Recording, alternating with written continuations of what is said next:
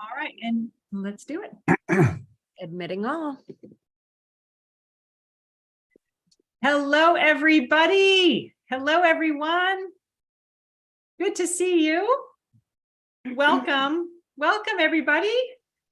Great to have you here. Feel free to turn on your cameras. I see lots of familiar faces. I see lots of faces I don't know. Great to have you here. Welcome. Welcome, welcome, welcome. Love to hear a little bit from all of you on who you are and where you're from. And is this your first time to join anything about MEA? We'd love to hear more about that. We're going to have a great time today having conversation, interaction, and discussion.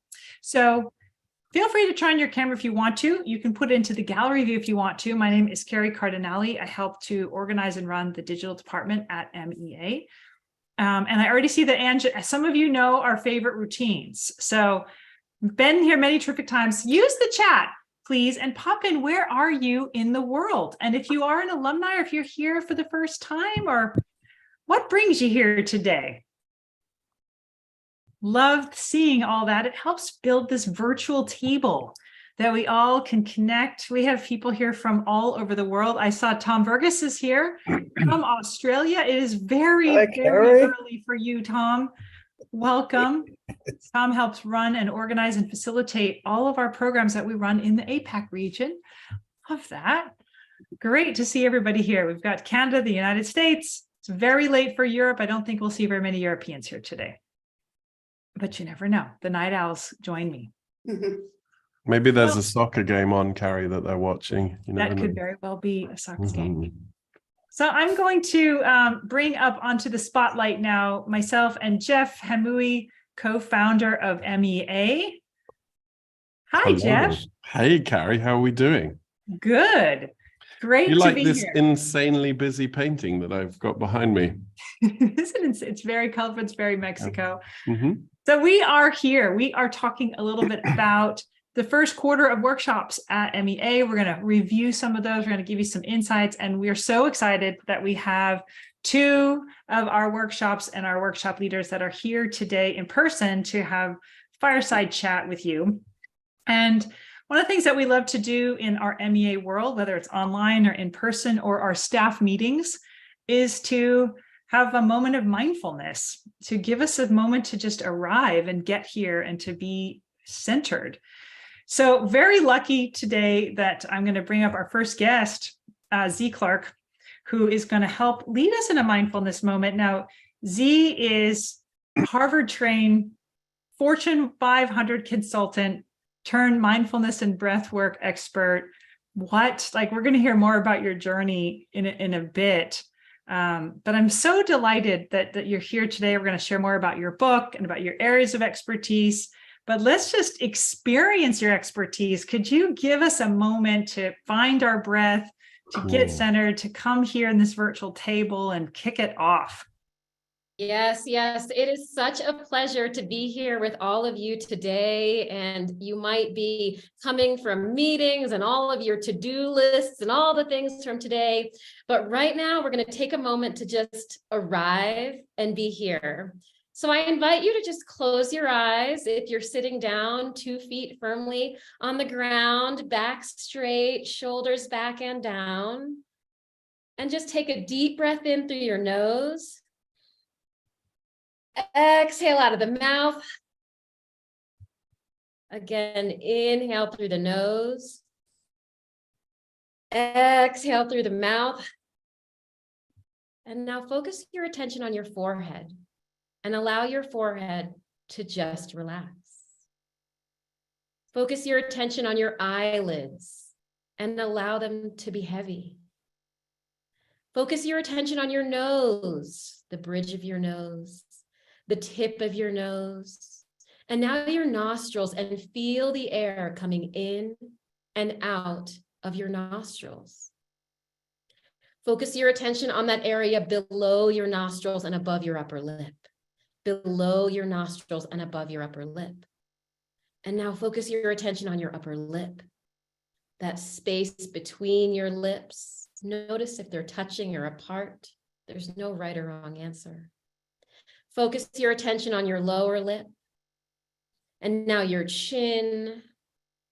And now focus your attention on your jaw and allow your jaw to relax. Breathing in, breathing out. Focus your attention on your shoulders and allow them to fall away from your ears. And now bring your attention to your heart and breathe in and out from your heart, this place from which you give love and receive love. Focus your attention on your belly, and as you inhale, allow your belly to expand like a balloon.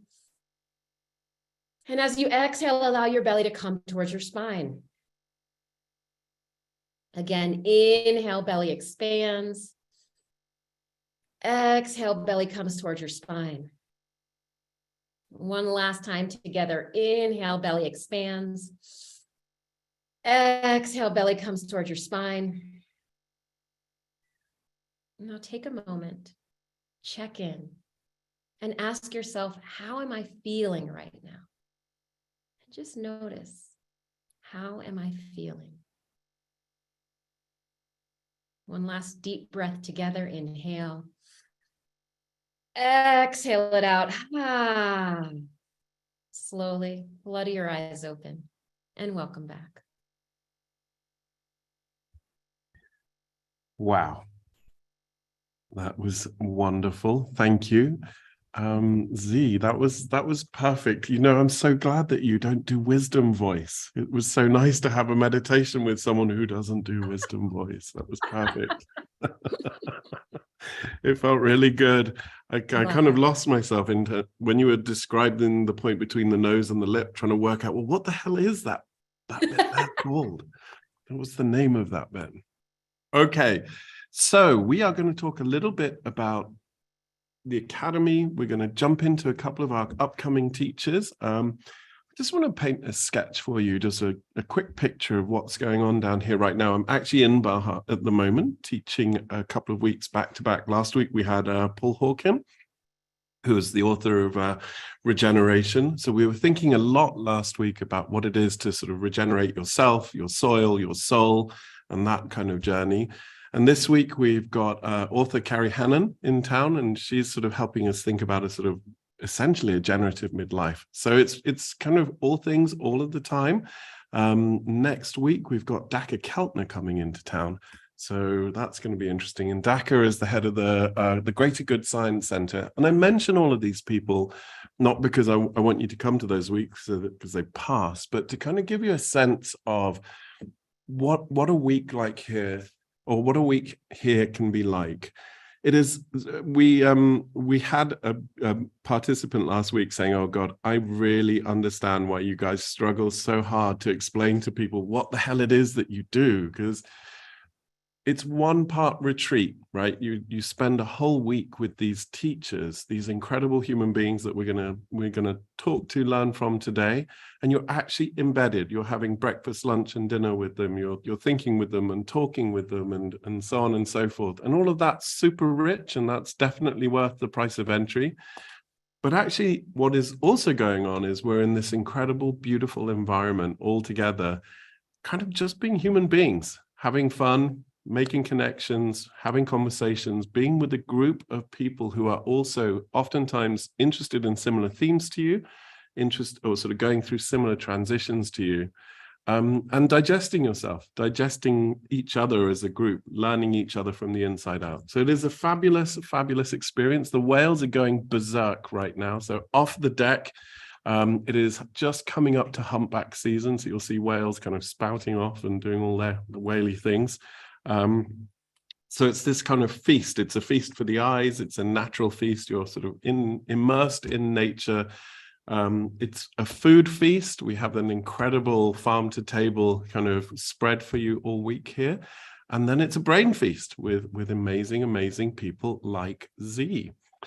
Let us start. I got a poem today by a guy called Fred Lamotte. It just arrived in my inbox from actually from one of the people last week, and I'm going to share you a tiny little snippet from this poem before I jump into Z. And the snippet goes like this. If you do not heal your own awareness, how can you heal anything you are aware of? The earth will be purified, not by politics, but by astonishment. So if you do not heal your own awareness, how can you heal anything you are aware of? The earth will be purified, not by politics, but by astonishment. And Z, when I read your bio, when I read your incredible, crazy story, that quote, that sort of that little piece of poetry was just like, oh my God, that is her. Hi, Z. Hi. Yeah. It's crazy because you can never predict what your life is going to look like.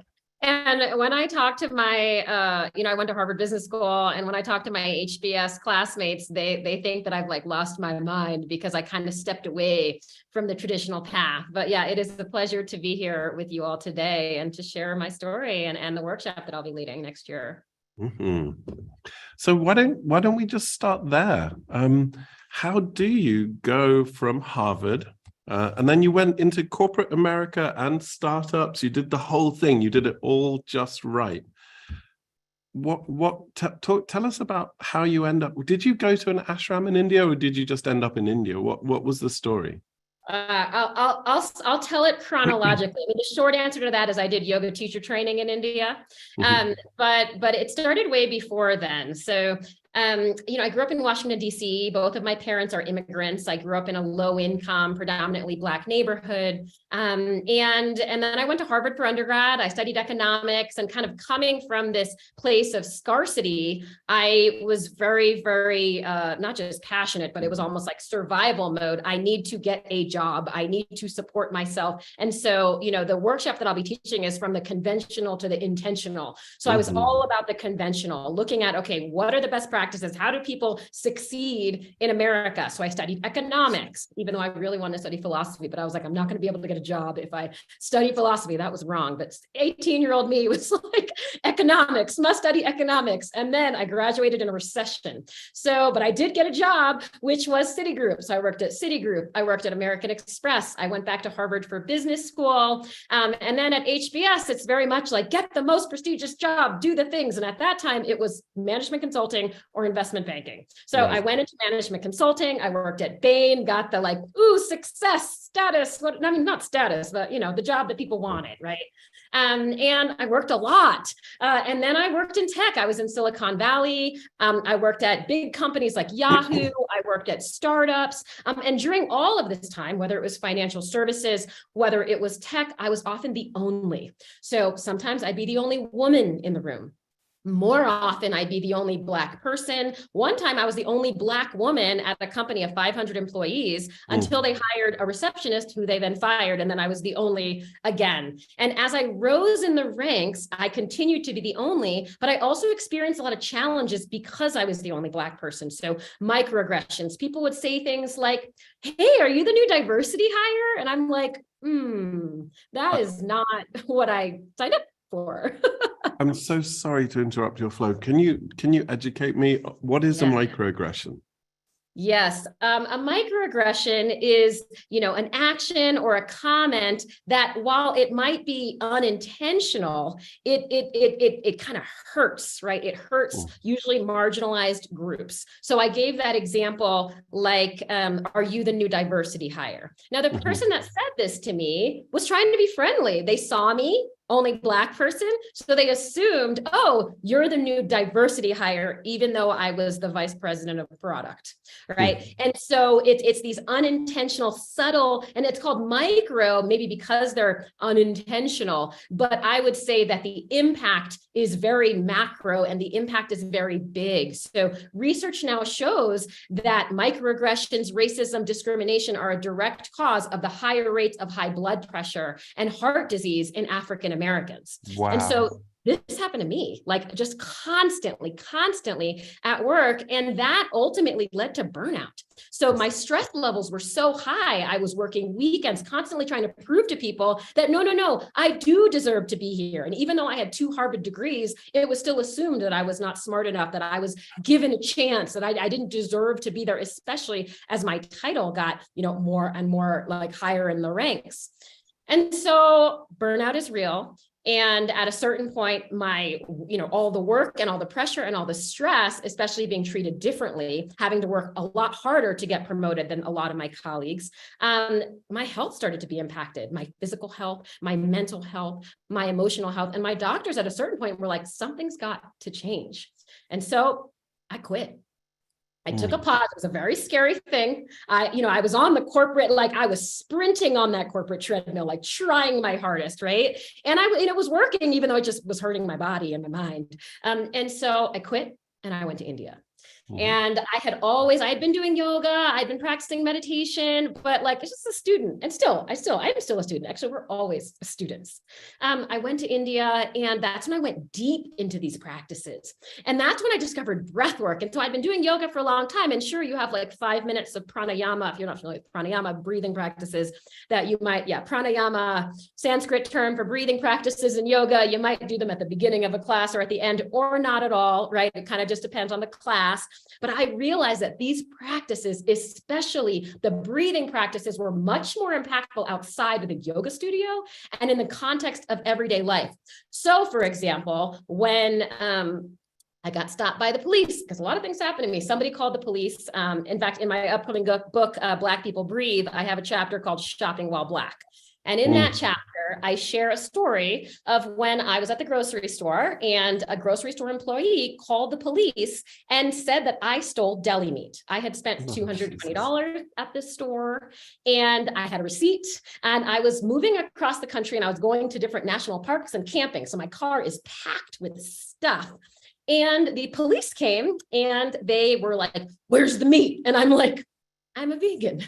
Where's the meat?" And they just did not believe me after I showed them the receipt. And after and so, if my nervous system, right, was in that fight or flight mode, and ordinarily, like, I might want to yell at this person, I might want to curse at them, tell them what I think about their education, because, he was like, "What's this?" And I was like, "That's an English cucumber." He's like, "What's this?" Meanwhile, I'm gonna be like, "Why don't you even know what a cucumber is? Like, why are you harassing me?" But I kept all that to myself, did my breathing techniques, and particularly the belly breath is amazing for when you get triggered. And maybe you might not get triggered because somebody treats you differently because of your race, but maybe your partner says something, or your boss, that, like, that moment you like stiffen up, that, and that's when you can do a belly breath. In fact, I invite you all, if you will, with me, to just do a quick belly breath.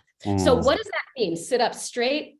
And when you inhale and allow your belly to fill up like a balloon. Inhale, belly expands really big out. And then exhale, belly comes towards your spine. Inhale, belly goes out as big as possible. Exhale, belly comes towards your spine. And so what this does, thank you for humoring me, what this does is it stimulates your parasympathetic nervous system. So if your sympathetic nervous system is your fight, flight, or freeze, like, I'm under attack, like I felt with the police, right, who have been known to murder people that look like me, I did some belly breaths in the moment, and that allowed me to calm my nervous system, put on my kindest, sweetest officer voice. "Officer, I'm a vegan. Officer, I don't know what to tell you. There is no meat in my car," as he went through all of the things, all of my camping stuff, all over the parking lot. And so I share this to say that all of these practices that I learned in India, I found were very helpful in everyday life, like dealing with the police, but also at work as well. And so when people say things, or even like my confidence, I teach a course on imposter syndrome at companies, right? And so when you have people doubting your intelligence, you're going to be like, "I'm not smart enough. I'm not good enough." And so, imposter syndrome is something where, like, wow, how can you link imposter syndrome to yoga? Well, it's not about the yoga, but it's about the mindfulness practices. It's about the breath work practices. So anyway, I took a couple of years off. And I studied a lot of holistic healing practices. I was in India. I was in Peru. I was in the Southwest. I currently live in Taos, New Mexico. Also, shout out to all the people I saw that live in Albuquerque in the chat. We're neighbors. I live in Santa Fe, so as well as here. So yes, we will hang out. Keep going, keep going. We've only got a few minutes left. Yes. So basically, I took a couple years off, and then I came back to society, reintegrated, got a job where the same thing started happening, but now I was armed with these tools, right? And so it was just so much better. And so here's the thing, is that now I teach mindfulness and breathwork. What I found in this workshop that I'll be teaching, which is from the conventional to the intentional, attuning to your purpose, that's what I had the opportunity to do during this time off, is to really take a step back and be like, what is it that I really want to do on this planet? And while before I was almost operating like a robot, I was just following what everybody else defined as success. When I paused and took a moment to think about, what is it that I really care about? And for me, it was, okay, I've experienced these problems. I want to help other people deal with the challenges that I know they're facing using these tools that they might not have been exposed to, at least to the depth that I was in India. So that's kind of, that's the journey. And today I teach, Black and brown folks in companies. So I teach at Google and Facebook and Visa, and I teach a bunch of workshops on microaggressions, on rejuvenation from fatigue. And I have this book coming out in March called Black People Breathe, which will give you an inside glimpse into what it's like to be Black in America. But I share tools. So every chapter is something that happens to Black people, like shopping while Black. And then here is a breathing practice that you can do when you are triggered. And while, again, your causes of triggers might be different, the tools are just as impactful. God damn, I wish we had like an hour with you, Z Clark. Oh my goodness. First of all, a book called Black People Breathe and a Generation of George Floyd is just right there. So thank you so much for the work you're doing. Who should be coming to your week? Because your week is actually sort of fascinating to me. It's sort of conventional to intentional, attuning to your purpose. And you were teaching alongside Saul, our shaman. And when you hear the word shaman, sort of from that kind of Harvard trajectory that you're on, it's like, oh, holy crap, there's going to be a shaman there. He's kind of the same guy. He was an accountant and a businessman, and he's a construction manager and an art dealer and he's the most insanely accomplished businessman who sort of attuned, if you like, to his shamanism after a sequence of personal transitions, financial transitions, and crises. So the two of you are a fascinating blend. You're going to be an incredible, incredible, incredible blend to spend a week with, of like deep practicality and spirituality practices. Is it a course that should only be, if you're Black or brown, or can anyone come? How do you feel about it? What do you think? Well, anybody should come. And in fact, Chip is also going to be co-leading the retreat as well. Right. And so this retreat is for people that are thinking about a transition in their lives. Like, sometimes you're going, and your path, but then when you pause, you're like, wait, is this really what I want to be doing? Right. And so that's kind of what happened to me. And so if you want to be more intentional about how you spend your time, because I don't want you to think about it like a career, right? It's more like, this is your life. How do you spend your time here? And how can you be intentional about it? Because guess what? The time is limited. And that's actually what really drove me, is I had a lot of friends that passed away early.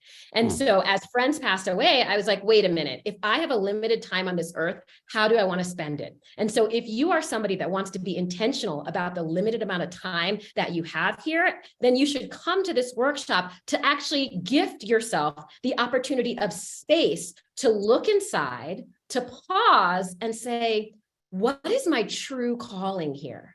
And that's what you'll get out of the workshop. So everybody should come, regardless of what ethnicity you are, because we all have a purpose. We all have that voice inside of us that is waiting for us to listen to, if only we took the time. You are a miracle. Thank you so much for speaking to us and taking 10 minutes. That was amazing. I'm jealous. I'm going to try and sit in on your sessions. Like, extraordinary. Thank you. Love it. You're welcome. Okay, Carrie, let's bring up Bob and Colleen. Here we go. Hi, Bob, and hi, Colleen. Okay, we're gonna talk a little bit about another week, which is in March, right, guys? You're in March 19th through 26th, and it's reframing retirement and thriving in your next phase of life. I'm going to kick off with Colleen, because Colleen and I met down here in Baja, and we had this fascinating conversation where Colleen had just sort of come off of running an incredible innovation program for one of the big 5 consultancies, and you can share as much as you're comfortable to share there, Colleen. And then finding yourself at the ripe old age of 60 with 25 years left that you could work and brain and blah, finding yourself at the end of the corporate track. At the peak of what you felt was your success, with no roadmap to where to go next. I think you told me you read 100 books in a year to try and work out. How many? 150. Holy crap. Yeah. I've read 150 books. Yep. Anyway, moving swiftly on. Tell us a little bit about yourself, and then we'll sort of bring Bob into the discussion as well. But let's just kick off with a quick introduction to you. So thanks, Jeff, and that was so great. See, I'd love to attend your workshop too. So I recently retired last year. I ran KPMG's Innovation Labs, which was just a phenomenal, amazing job. I had a wonderful team, and one of the things about my job is I spent a decade looking into the future. So I learned to look at different spaces and be able to identify what was missing. And lo and behold, I arrive in retirement. And what I find is the biggest life event without modern enablers or rituals. And so I've basically, Jeff talks about the 150 books. I've been living in this question for a couple of years, just really stepping back and exploring this space where, in the age of longevity, many of us are going to have 30 and 40 years on the back end of work, and yet something structurally is missing in our society. So where there's not only not a roadmap, there are a lot of books and there are some podcasts, so there are resources, but they're very fragmented and they don't really help people on the path. And so I did find all roads in a way led to MEA. Everywhere I turned, I kept hearing about CHIP and MEA. And so I thought I need to go experience this myself. And I just have to say, it's such a magical place. I think what Chip and Jeff and Christine and the team have built is it's a place for transitions. And I think it could be a special place for retirement transition specifically, which is why I'm here. And Bob as well has also, he founded the Retirement Coaches Association, and which, was something where there was a big gap. There's so much guidance around financial planning and financial assets, but not the other parts of our life that research has shown really make a difference in having a fulfilling life. Before we jump onto Bob, you shared a fact with me, or a data point with me, that I'm just still digesting. It is still blowing my mind, which is the average American retiree spends 47 hours a week watching television. Is that more or less correct? I think it's according to a 2018 Nielsen study. Yeah. And it's just such a shame, because when I look at where we stand, there's so much talent coming off the pipe into retirement, and we have all these big world problems that need to be resolved. And we're not getting people through the retirement transition journey in such a way that they're positioned to revitalize and go out and be generative and be uplifting for people. And instead they're getting parked in front of the television. Yeah. And I just think it's such a waste. Literally, the demographics are, we've added an extra adulthood onto human life in the last 100 years, and people are spending it watching TV. It's just like, I give you the Philosopher's Stone and you're using it to turn on the television. It's kind of breathtaking and devastating all at the same time. And it's go ahead. Well, it's just a unique window too. I've done a lot of habits research, and this retirement transition journey, this 2 years or so after retirement, is a unique window to be able to get out of autopilot, reboot habits, invest in your health, and basically reconfigure how you're living your life so that you can live a healthy and fulfilling life. And when we miss that window, people get locked into a new autopilot where they're doing things like watching TV for 48 hours a day. Yeah. And Bob, moving over to you, holy crap. I asked Carrie to put your bio in the chat because you've literally written so much in so many different outlets that we all know. It's kind of incredible. But if I was to sort of put a bubble around it, the area that you're interested in right now is around the new retirement. Is that fair to say? Yeah, it's the psychology of retirement. You know, so many people focus on the dollars and cents. I'm a trained financial advisor, but before that, I was a social worker. And clues along the way, I recall meeting with a client and he said, Bob, don't ever retire because you won't mean anything to anyone anymore.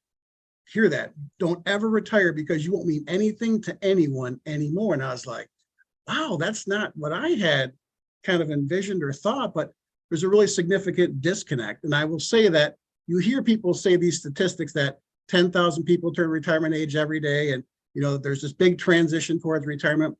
I would say half of them fail and they can't admit it because there's a stigma, right? If you have enough money not to work, you have the time to do whatever you want, how can it not be awesome? Well, the challenge is that you lose more than you gain when you make this transition. You know, you think you're gaining freedom and time, which are awesome, but you're losing routine, structure, mental stimulus, social interaction, all these other key pieces that no one thinks about until it's a couple years in. And so people can spend the first 2 years suffering in silence until they really start to figure it out. And so why figure it out on your own? Because people aren't trained to critically think about it. What really is retirement? And the 3 questions I like to ask is, what rules or directions are you following to get to retirement? Why are you following them? And what happens if you break them? And everyone's following the money path. And everything is based on age and assets. Oh, I'm 62, I'm 65, I got $1 million bucks, what do I do? And so that's what our process is really about, is about challenging these thoughts. But more importantly, I wish I could tell you that in all my workshops and speaking engagements, people said, I wish Bob would talk more, but they don't. They say, I wish we could hear from other people. People are afraid of messing up. They think it's a do or die type decision, and it's really not. But you can't get that. You can't normalize how you feel or get permission to step out if you're not hearing it from other people. And so it's not just, you know, challenging the status quo, but also kind of thinking through this and getting insight from other people and really starting to dial it in over time and not thinking you have to have it all right before you get there. What, and in terms of a week together with you, because what I find fascinating is that for Colleen, for instance, retirement came at 60, which is just a nonsense age to stop doing what you're doing, especially if you're going to live to 85, right? It feels to me like the throwback of a corporate structure or a corporate idea that made sense once upon a time. What are the tools I'm going to get from this, other than just like breaking rules? Am I going to be able to sort of reimagine? Because I think the Academy, one of the things the Academy was foundationally founded on was this idea that we need to reframe aging. We need to reimagine that second adulthood as a time of abundance. Colleen, I loved your generativity word, right? This sort of the psychologist Eric Erickson saying that it's either a time of generativity or what's the other word that he used? It doesn't matter. It'll come back to me. But it's essentially degeneration or generation, right? That's right. Yeah. What are the types of things we can hope to be learning or thinking about during a week with you guys? I'm a big fan of practical applications and concrete nuts and bolts stuff. So it's not enough, you know, people enter retirement and even the courses work they do with me with good intentions, but good intentions aren't enough. It's about being intentional. And I like to use a lot of direct or indirect exercises to really elevate your values and beliefs, what's important to you, because there's no single best way to retire. So we got to layer over your personality, your preferences, and your style, but we need an actual plan. Most people cannot answer the question, how do you win at retirement? They don't know. There's no framework. No one has told them how to do it. But if you have a process to replace your work identity, fill your time, stay relevant, connected, mentally and physically active, express your spiritual beliefs, and feel financially secure, those are the boxes that you check to feel like you're winning in retirement. And we're going to go through exercises and have time to, engage with other people to really look at those pieces and start to put stuff on actual paper that can make sense for you as you get close or make the actual transition. Go ahead, sorry. Colleen. I was just going to call out LPP Linda Parker Pennington, saying that one of her cohort coined the idea of a renaissance instead of a retirement, which I adore. Anyway, Colleen, let's close this out. But I've been playing around with the concept of a rejuvenation year, which is analogous to a gap year. And one of the things we're going to do in the workshop is help you take stock of where you sit with regard to your vitality assets and your generativity assets, as well as what are things you're curious about and what could you go do to really regenerate yourself over a period of time. Bob has said it doesn't necessarily have to be a year, and I think that's right. But we don't give people permission to step back and not have to declare their purpose the minute they retire. Right. I think after you've worked for 40 plus years, you deserve the opportunity to be able to live in liminal space and have some fun, go play, go rediscover, who's that self in front of you, inside you, who was a kid. And what we're going to do is wrap the week where you're going to walk out with a plan. So very important to be able to go from idea to intention to action, and to be able to have something you can go act on after you leave. Yeah, and I think, I believe that people retire at the end of the year and at the beginning of the year mostly, Bob. Is that correct? Yeah, you see the hot buttons on both sides. And so people are starting to think about it. All of a sudden it's January and like, oh my gosh. And, but there ends up being a lot of collective anxiety around it. Because again, people think it's a do or die, got to get it right, got to get it dialed in. And it's not that way. And I think it's just reducing the anxiety about it, because really money has as small a part to do with retirement as people think. And when you pull that away and the focus is on you and not money, it changes how you plan. Yeah, and I guess I was just thinking, so if you are looking at retiring, or someone who is looking at retiring, or you're thinking of retiring, end of the year, beginning of year, March 19th through 26th of 2023, come and join these two and build new roadmaps. I love the idea of this being a sort of a super generative time of life. Transitions are where transformation happens. So that's exciting indeed. Okay. Thank you so much. Thank you for spending time with us. And I'm now going to jump across and chit-chat with Carrie about what else is coming up on the schedule over the next few weeks. Thank you all. All right. Hi. Let me get everybody organized here. You caught me squirreling around, putting stuff in the chat. So Shelby, if you don't mind continuing to pop things into the chat, we can only put a few at a time. So we're going to throw in the chat for everybody some of the workshops that we have coming up in the first quarter, because there's so many amazing workshops that are totally different. We have Soren from Wisdom 2.0. It's really the emergence of a wise leader, and then you follow that with Vanessa. That's more of a sort of the Soren's week is more of a kind of a business focus, right, Carrie? Yeah, more of a business focus. Soren has brought together this mashup of technology and mindfulness. Business wisdom. Yeah. Yeah, exactly. So we've just talked about Z's week coming up. We have Shelley Paxson coming up. Hold. Vanessa did Leading from Essence last year, and it was one of our highest selling weeks. It was crazy. Personal coach to Pink. Extraordinary. I was going to say, right? Didn't she interview Pink recently? That was crazy as well. I had no idea that she knew her. She's beloved and adored. She will bring people into such a place of centeredness. We love her.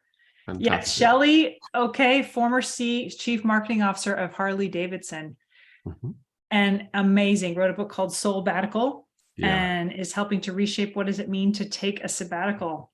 What does it mean to take time off? She's teaching that one with Christine. Oh my God. Come on, if you're ready to get your badass on, that's Yeah. the one. Incredible fun, incredibly provocative, thoughtful human being. I'm excited for that week too.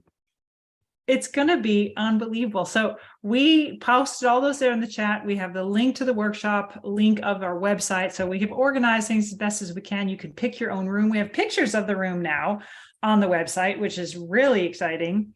But we want to hear from all of you. So if you would like to ask a question for Z or Bob or Colleen. Oh yeah, wonderful. Let's do that. Time. We've got wonderful, some time. Wonderful. You can raise your hand in the reactions button if you want to come up on stage. If you have questions in the chat, we'll keep track of that. Shelby is busy. All of it sounds frantic. It's not frantic because you have to come to all of them, which would be amazing if you want to just move in for a while. But if anybody has a question, let me bring you up here, Mark, and then whoever you have a question for, we'll bring them up as well. Great, thank Hey, you. Mark. Hi, Mark from Albuquerque, Go New Mexico. There's several of us here. Really appreciate hearing about this. I guess one question I have in these programs broadly, we've talked a lot here about what individuals can do to work for themselves. Help me understand where building community in the context of this individual work comes into the programs, or what you take away as well. Thank you. Mark, it's such an interesting question, and it's one of those sort of difficult to kind of capture type elements.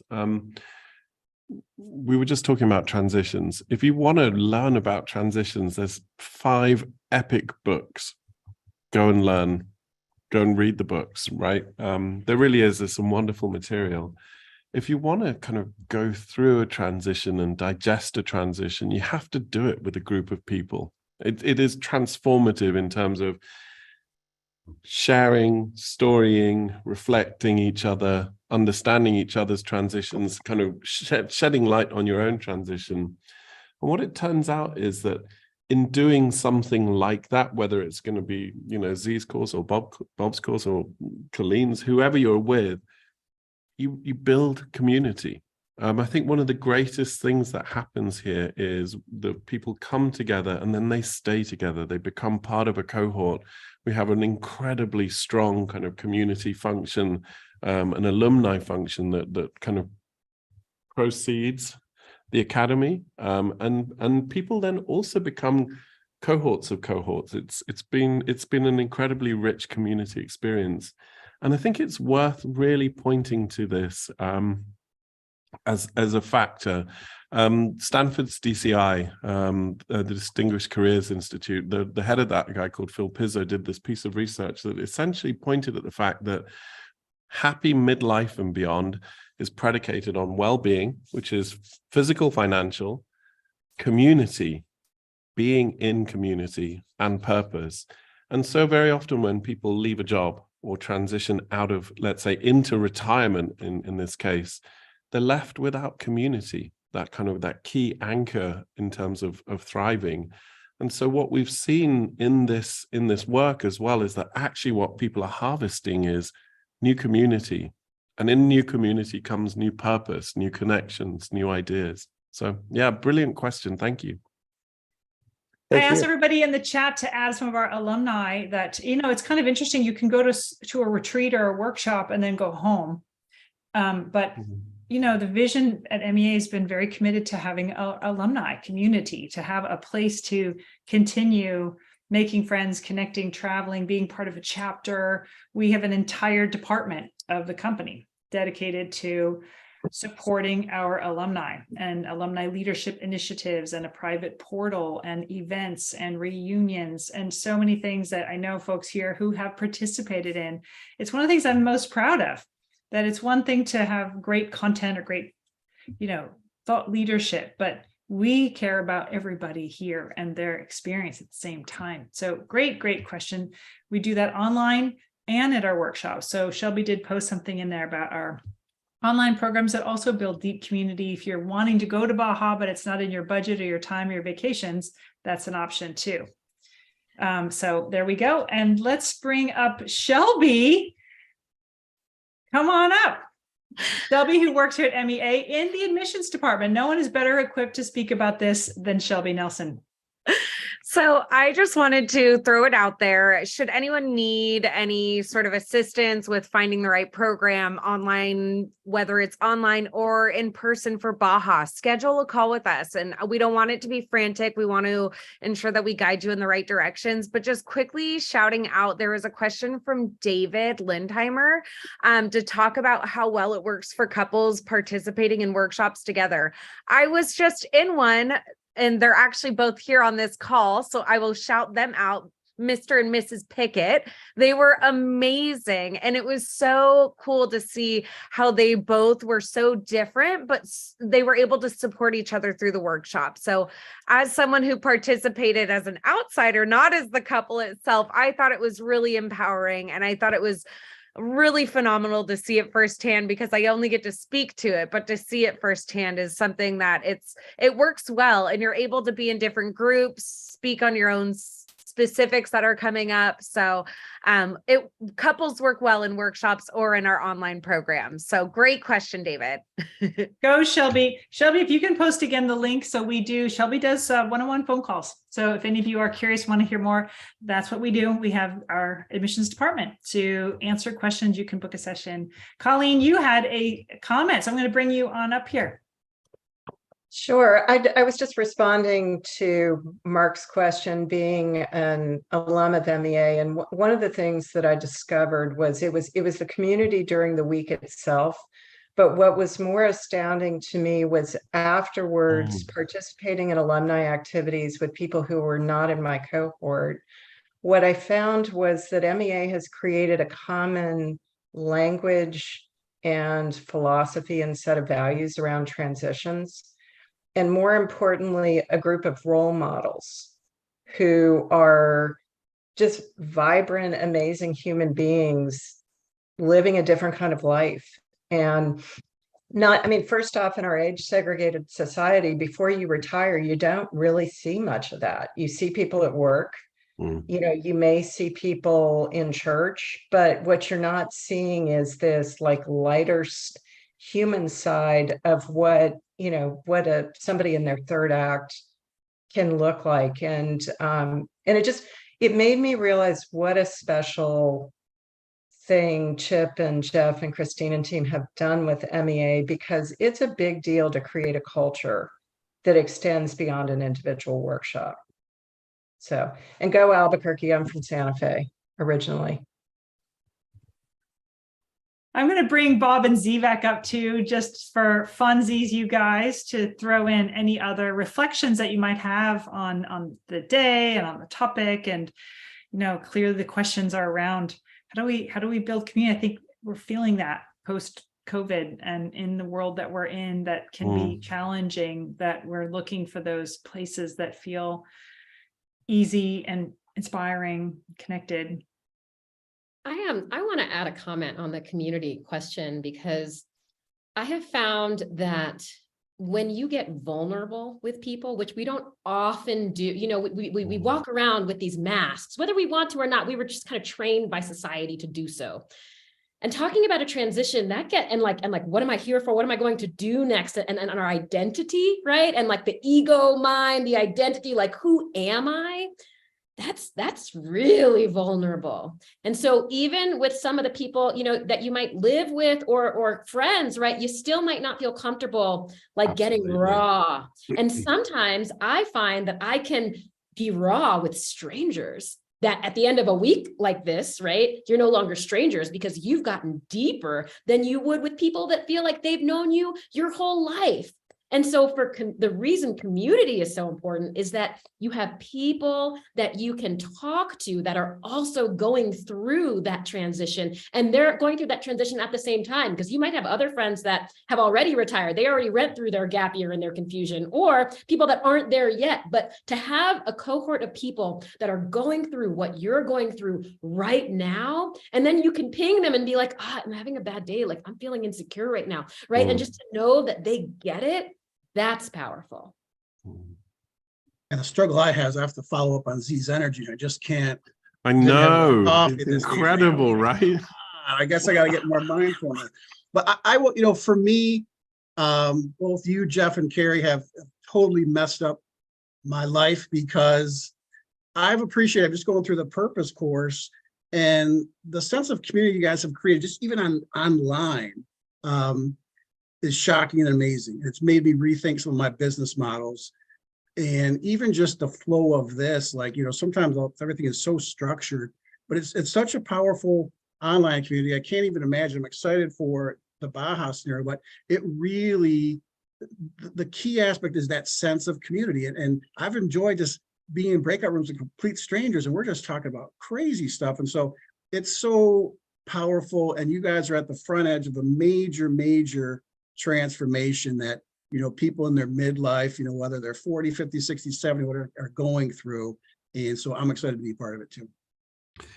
I have a lingering question, because we had to snap through some of the interviews so quickly. Z, did your friends and family get it? In the end, now that you've kind of become, did they get it? They get it now. Yeah. I mean, some of them still think I'm crazy, right? Because they, especially the business school folks, right? So for, in fact, going to reunions is very interesting, because at HBS reunions, people are like, I just sold my company for this amount of money. You know what I mean? Like, I was just featured in Wall Street Journal, usually, hopefully for good things, sometimes for bad things. That's actually happened. They get it now, but during the process, that's, why the reason I talked about vulnerability is because I couldn't talk to any of them. In fact, they just really, we were on different, I'll use the woo-woo term vibrations, right? But I'll just say their head was not where my head was. And so even my closest friends from business school didn't understand. I mean, even the concept of taking a sabbatical, Colleen talked about that like gap year, right? Well, I kind of did that like mid in the middle of pausing. And they were like, what do you mean? But you're not going to make any money. In fact, I went to, I was on sabbatical, and I ran into, an old classmate, and he's like, but how did you quit? And I was like, what do you mean? I just told them I quit. He was like, no, but like, how did you get the courage to actually do it? And so, for me in my sabbatical time, I met a lot of other people that were also kind of transitioning. And so they were my support system during that time. But yeah, the other people didn't get it. And they only get it now because they're like, oh, she wrote a book. Oh, now, success, whatever society says success, except right now, I don't care anymore. Right. Like, that's the thing. I had to like get to not caring. And all the skills in terms of listening to yourself, tuning into your body, understanding. There's actually someone on this call who's a very dear old friend of mine, a guy called Mark Griffin. And Mark was also an investment banker and on the track. And it's easy to say, oh, I don't care about money when you're not making any money. It is not easy when you are on the sort of the first class ticket, right? And you're on the rocket ship to then say, actually, no, this isn't working for me. And both you and Mark made that decision, and that's a real incredible life choice. Yeah, I mean, I want to use the word happiness right now. That's what comes to mind as you were speaking, because I used to equate, or I thought that success would lead to happiness. And so I was checking all the boxes. I only went to the brands that, that looked good on my resume. Look, the brands of my school, right? Like, I was doing that. And so when you start to realize that society's definition of success, extrinsic values, things that other people defined for you versus what you defined for yourself. Once you define it for yourself, that's when you can truly be happy. And that's why these MEA workshops are so powerful, because you can tune in to figure out, well, what is happiness for me? Because you might not have made space to even allow yourself to figure that out.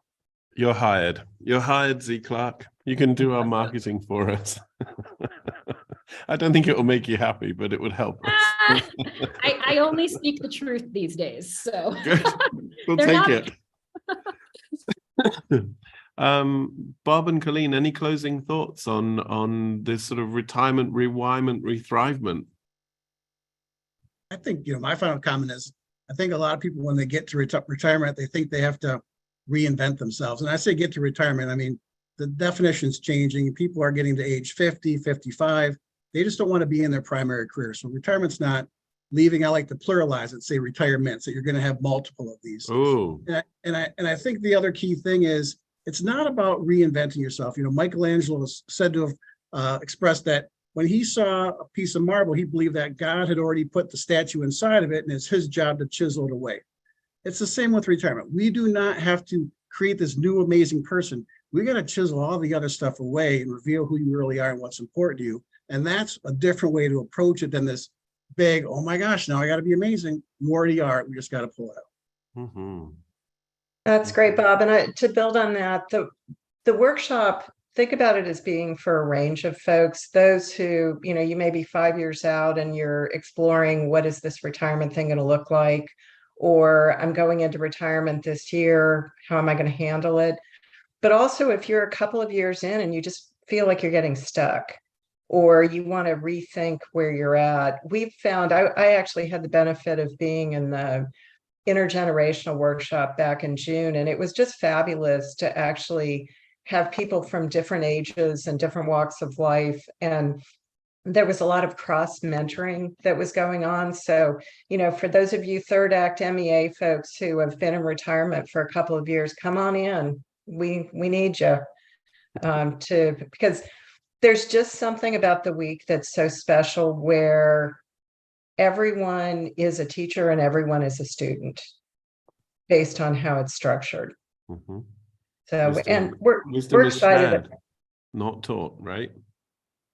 The one other thing is also think about gifting. I've had a number of folks come up and tell me that their parents need to do this, and boy, they wish they would come. So this could be a, you know, in terms of new retirement rituals, it could be a new kind of retirement gift. Instead of a gold watch, send someone to MEA. I just got from Cricket, who heads our admissions. She wanted to sweeten this pot for everybody, so she threw in some little specials that I just popped in there. Shelby will have all that as well. So if you are thinking about going to MEA, be sure to call Shelby and mention that you were on this call, because I bet she can work some magic special sauce and get you a little discount action. I feel like I'm in an infomercial now, Carrie. Buy now, and you will I get know. blah, blah, Cricket's blah, like, blah, blah. Money's tight. We're in a recession. Let's give everybody a little deal here. Yeah, So, it's a there you Christmas go. present. There you go. A little Christmas present. Mm-hmm. Thank you all, everyone. I just want to thank the panel. Wonderful day, great insights. What a gift. What a beautiful hour to spend together in between the Thanksgiving and the holiday season, to just reflect, be inspired to think about things that we don't normally get to think about in our everyday busyness. Very grateful to everybody. So everyone, you can feel free. This is fun now. I'm going to take everybody off the spotlight here. You can take yourselves off of mute to say thank you to our panel here as we get ready to take you out. Go ahead. It's a cacophony. Thank you. Thank you so much. Thank you, everyone. Thank you all. Thank you so much. Awesome. Get the biggest kick out. And Jeff, of course, we have to clap out. Okay, you ready, Carrie? We can do this. We're going to clap out, you guys. Ready? Okay, you count, Jeff. Here we go. 1, 2, 3. No, that was horrible. That was terrible. Do over. Okay, let's just do it visually, because obviously audio is not on Come track. on, you guys. Everybody do it. Here we go. Get your hands up. Ready? 1, 2, 3, and out. Oh! Latency rules. Bye, guys. Bye, everyone. Thank you. See ya. Bye.